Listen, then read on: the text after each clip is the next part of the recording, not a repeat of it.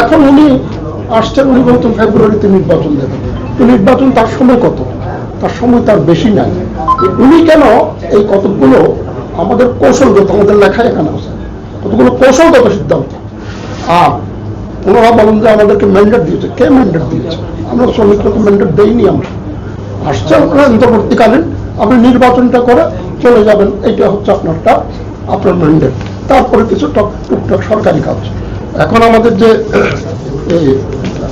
এই যে অর্গানোগ্রাম এখন আছে, এইটা দিয়ে আজকের পত্রিকা আছে 1,64,000 টিএস বেশি গত বছরের চাইতে, গত অর্থ বছরের চাইতে বেশি হ্যান্ডলিং করছে। কারা করেছে? আমাদের শ্রমিকরা কি কোনো অবদান না? কিন্তু পত্রিকা খুব মজা আছে, যে মজার একটা খবর যে এইটা পরিচালকদের, বোর্ড পরিচালকদের অবদানে এইটা সফল হয়েছে। তো বোর্ড পরিচালক যদি অবদানে এটা সফল করতে পারে, বাড়াতে পারে, ভবিষ্যতে বোর্ড পরিচালকরা আমাদের নিজস্ব দক্ষতা দিয়ে কেন করতে পারবে না? এটা আমাদের এখনো পর্যন্ত কোনো ইনভেস্ট করে না। আরেকটি গুরুত্বপূর্ণ কথা এখানে, এখন বন্দর যেটি এত লাভজনক, এইটা বন্দরের অভ্যন্তরে সরকারি যত প্রতিষ্ঠান আছে, পুলিশের হেডকোয়ার্টার, পুলিশের একটা ডিসি থাকে ওখানে, তার সমস্ত খরচে বন্দর বহন করে। বন্দর তো ট্যাক্স রেভিনিউ দেয় সরকারকে, এর বাইরে থোক একটা বরাদ্দ বন্দর থেকে প্রতি বছর নিয়ে দেয়।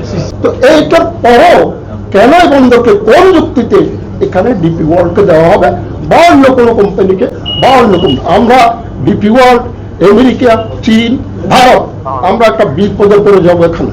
এই দেশটা ভৌগোলিক কারণে এক্সটেনশনের সুযোগ নেই বন্দরে। তারা এসে নতুন ইনভেস্ট করে এক্সটেনশন করবে, তাই না? আমাদের বন্দর সংস্থারা আছে। টানা সপ্তমবারের মতো বেস্ট টিস্যু পেপার ব্র্যান্ড হিসেবে স্বীকৃতি পেয়েছে বসুন্ধরা টিস্যু।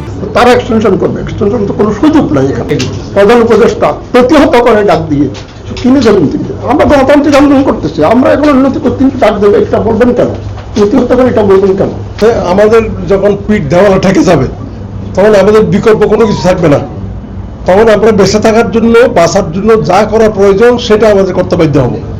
সেটা কি হবে? এটা আরো অনেক বড় কিছু হতে পারে। এটাকে আমাদের দাবি যে এটা বাস্তবায়নের জন্য যা যা করা দরকার সবই আমরা কত প্রস্তুত আছি।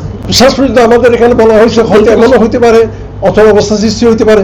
এমন শুধু বন্দরের তখন আসলে বন্দরের সীমিত থাকবে, বন্দরের বাইরেও আন্দোলন ছড়িয়ে পড়তে পারে।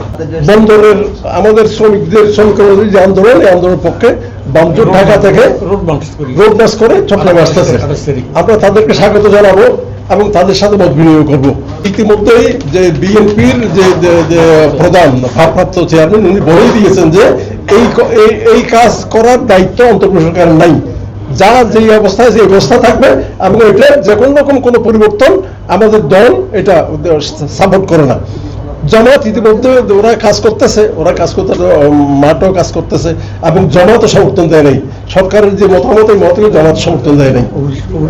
কমিউনিস্ট পার্টি তো আছেই, কমিউনিস্ট পার্টি বামজোট, ওরা তো অনেক আগেই এগিয়ে আসছে এবং এছাড়া ওই যে তেল গ্যাস বন্ধ রক্ষা কমিটি, যারা ওরাও কিন্তু এই ব্যাপারে সোচ্চার। কর্তৃপক্ষের চেয়ারম্যান একটা বসে দেখছেন, আমরা যতটুকু শুনেছি, বিভাগকে এটা হস্তান্তর করার জন্য তাদের একটা নীল নকশা 19 তারিখ করবে।